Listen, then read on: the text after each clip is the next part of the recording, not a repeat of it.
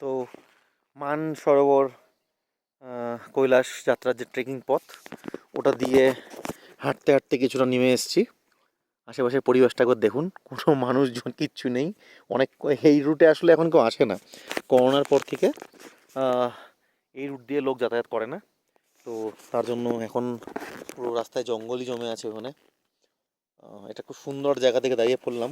এটা একটা suicide point টাইপের, ওই যেটা হিমাচলে পাই না, ওরকম টাইপের। এই যে দেখে নিন, এরকম টাইপের নিচে স্টিপ, নিচে গ্রাম আছে, স্ট্রেট নিচে একদম চলে গেছে।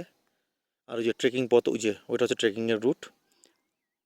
ওপাশের রাস্তাটা সম্ভবত যেটা এখন বর্তমানে লিপুলেকের দিকে যায়, ওই ওই পাহাড়ের ওপাশের রাস্তাটা, জানি না কতটা বোঝা যাচ্ছে মোবাইলে, অতটা ভালো বোঝা যাবে কিনা।